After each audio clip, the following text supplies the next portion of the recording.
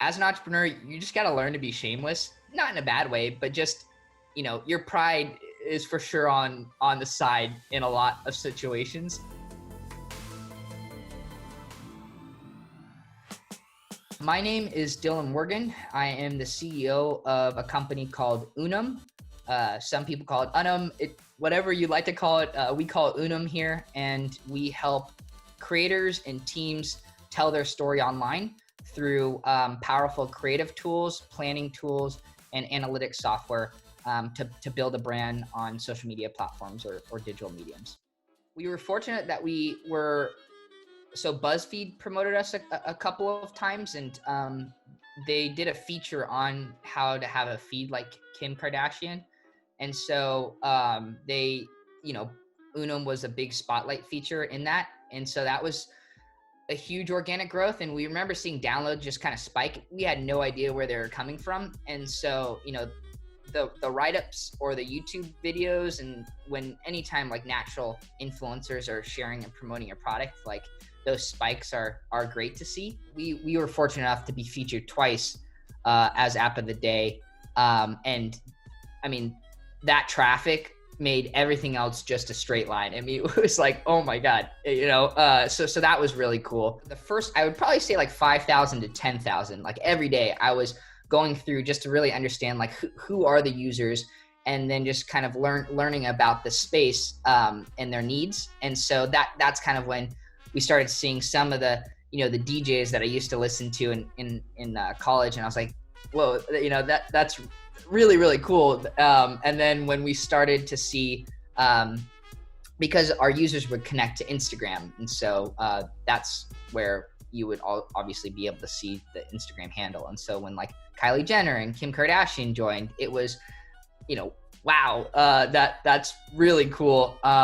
And stuff like that, obviously you get pretty pumped. And it's like moments like that where you really want to make sure the app doesn't crash and, stuff like that, because you don't want to lose or piss anyone off in general, especially when they have such a big audience.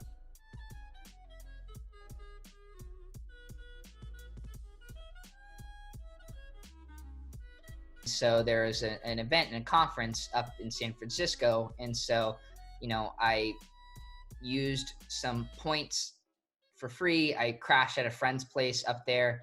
And then I wanted to volunteer because I couldn't afford the tickets at the conference. And so I brought my camera too, because I did photography all throughout high school and so and college. And then there was no photographers on site. And so I took that volunteer responsibility. And the one cool thing about photography, and this is kind of my like cheat sheet for just practical tips. I know it's different because of COVID, but a photographer can really hop in on any conversation without being rude about it. And you can kind of join in. So I studied the entire VC judge and the panels and all the venture capital firms, as well as the people that were going to attend the event. And so really knew the whole landscape before I ended up going, and really honed in on who would be the best partnership opportunity if Unum was to be of interest to them. And so use the photography angle. Everyone wants their photo taken, was able to then kind of also side conversation to Unum and to what we were doing and to our mission. And the thing is, obviously you still get shot down, but Shonoa and I, we just hit it off right off the bat, and it was just such a natural conversation. It was like, it wasn't even really about Unum. We were just having a really good time. And then,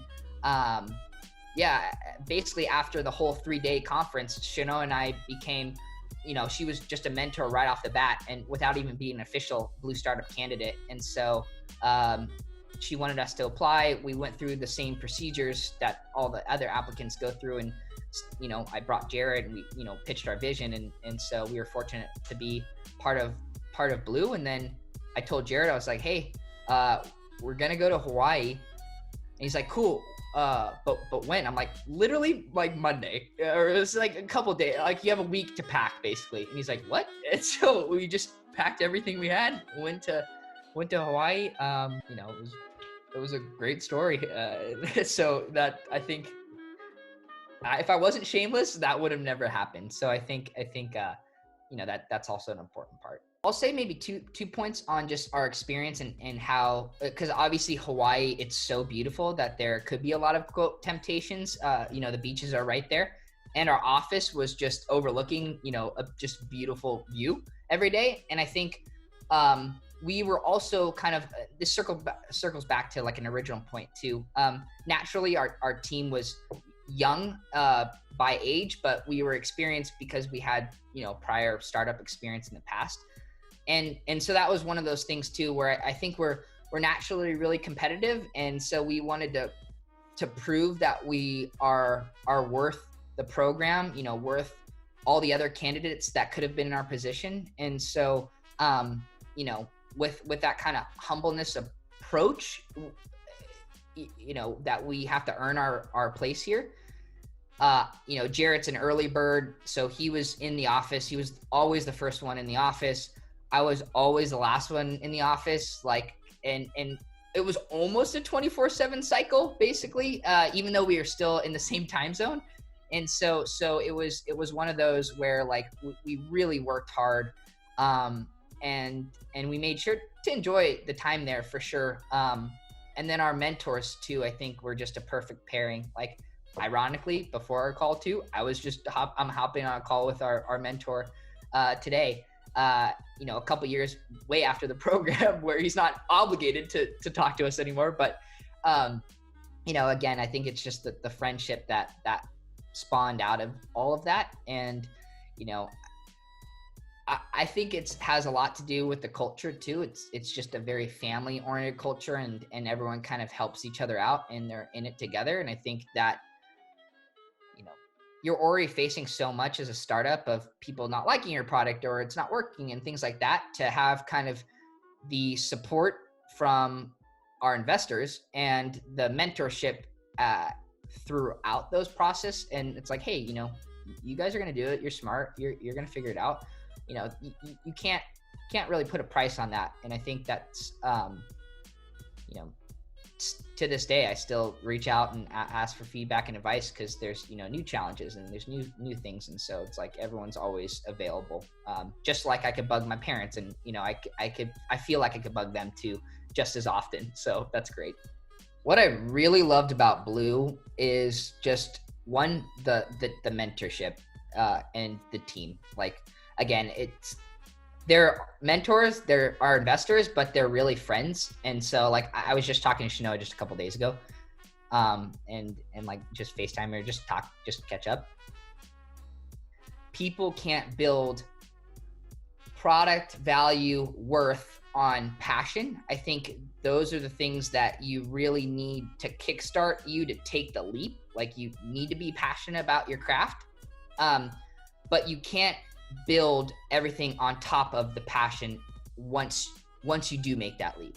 And I think you really need to build it off of grit and focus and determination, because there are going to be so many times, and we still face this today too, where you just feel like you're getting hit left and right. And obviously at the moment, passion is nowhere to be seen.